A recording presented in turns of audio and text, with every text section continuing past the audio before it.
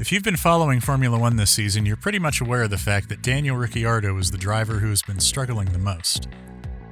With high expectations, the Australian driver joined McLaren for the 2021 season, but things haven't exactly gone as planned. In this video, we'll examine Ricciardo's problems at McLaren in greater detail to try and determine why he hasn't been doing well this year. We'll be doing some in-depth analysis, so saddle up. Lando Norris's consistently excellent performances during the 2021 Formula One season have exposed the peculiar driving style requirements of the McLaren MCL 35M, while Daniel Ricciardo, his new teammate, has struggled mightily and frequently, ineffectively, to adjust. Although the car was challenging to drive for Norris and his former McLaren teammate Carlos Sainz as well, they eventually adapted well. However, over the course of his first 11 races as a McLaren driver, Ricciardo has struggled to adapt to a peculiar driving style demanded by the vehicle. The McLaren Mercedes MCL 35M was described as a different beast by Ricciardo.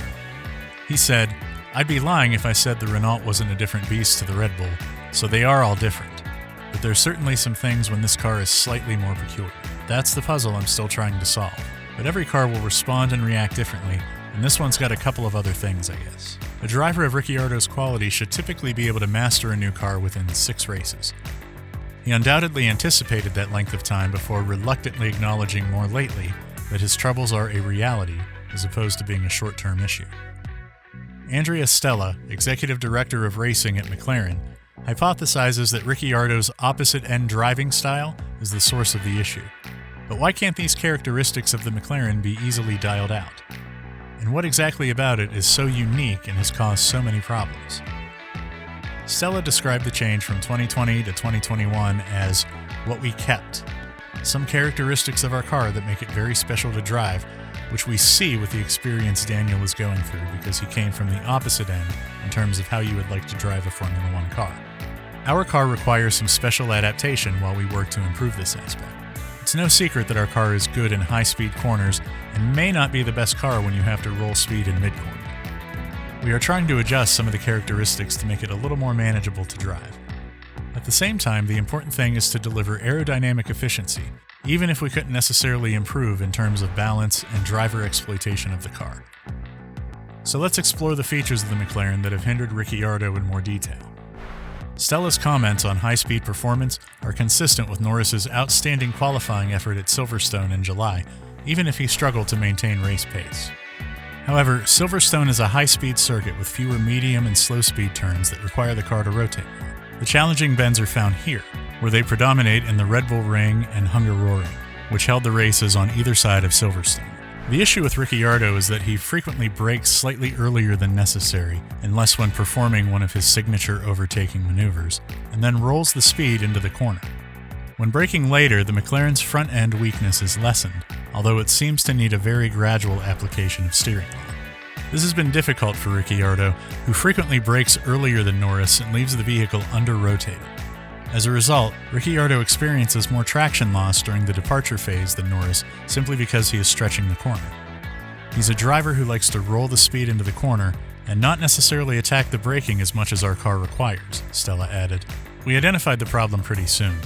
We could simulate this component, which means Daniel is aware of how to operate the simulator and instruct the driver. However, the advancement we do notice across all races is not always a change. Let's take a musician as an example. You can teach him how to play the guitar and utilize a lot of theory, but eventually he will need to put in a lot of practice time with the instrument. Concerts don't always require you to move. The majority of your success will come from working quietly at home and putting in many hours of exercise. Stella makes the same argument Ricciardo has, that the dearth of testing options has made it more difficult to address this issue. Prior to the season, Ricciardo only spent a day and a half in the car. Since then, he has learned on race weekends. He has occasionally received rigorous coaching from race engineer Tom Stallard as he attempts to dial in a driving style with which he disagrees. But there is no time for pointless experimentation. This has to fit in with the usual work of the race weekend. It's an additional distraction, but Stella says he's optimistic Ricciardo will eventually have it under control. Stella is impressed with how Ricciardo's racecraft has at least made it feasible to pull together a strong run of results despite only getting 50 points as opposed to Norris's 113. Why McLaren can't just tweak the features of their car is the obvious question. For example, Fernando Alonso benefited from a tweak in the power steering that gave him the sensitivity he required to maximize his driving style. Other drivers who had to adapt to the technology have also been met in the middle by the teams. However, the McLaren is more concerned with aerodynamic qualities than mechanical ones.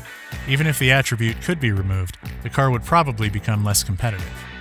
It may be necessary to be more aggressive when moving the aero center of pressure forward at corner entry and lower and mid-speed turns, as the requirement to brake late and the possibility of the car having a weak front end suggest. The aero center of pressure won't be as far forward if you stop earlier and roll the car through the corner like Ricciardo wants to do. However, in an effort to make this style work, the aero center of pressure is also aggressively shifted rearward as the driver comes off the brakes, which also seems to be posing a challenge for Ricciardo during the corner entry phase. It's also close to Norris's default driving style, though it's crucial to remember that he has worked really hard to change it in recent years. He talked about playing with his style in the Abu Dhabi test at the end of 2019, and how Sainz and he were able to learn from one another because they both struggled in different ways. The end result was a challenging vehicle that both drivers could manage, but which also presented a driving test to Ricciardo. Stella is uncertain how long this characteristic has been in the DNA of the McLaren, although it appears to have been for some time. After all, progressing along development paths often augments such characteristics over time. Stella added, "We've been wondering how far back in time this attribute dates. The forces originate in aerodynamics, and I believe they date back to some previous seasons to the current season. This year's automobile has a set of traits that are not new in terms of how the car delivers aerodynamic forces. This year's car is the sister of last year's, and there is unquestionably a close connection between the cars from the previous years. Accordingly, it has to do with a method that can create fast cars, but with some specific features." It's also crucial to keep in mind that mechanical and aerodynamic features are interdependent. The interplay between the mechanical platform and the aero, as well as the vital aero performance of the floor, are key. This pertains to the car's weight and distribution in all directions, not simply from front to back. Understanding of the characteristics will be found in the equation that captures these interactions through all phases of a corner. For the remainder of the season, McLaren is basically stuck with these traits. Stella declared that aerodynamic delivery completely dominates F1 cars. Then you work with the suspension and other mechanical aspects, but these are frequently integration and compensation measures rather than the leading parameter, which is the aerodynamic delivery of the car at various attitudes, such as the yaw and roll angles, front ride height, and rear ride height. Given the extensive change in regulations, you might assume that these traits will be abolished the following year. But Stella suggests it's also possible that it's a result of McLaren's methodology. It's possible that the traits will persist if it's a result of the underlying science. Ricciardo cannot just finish the current season and begin again in 2023 for this reason. Furthermore, it would be incorrect to say that McLaren has made mistakes given that it has created a competitive car. All Formula One cars exhibit what is known as limit behavior, especially when entering corners.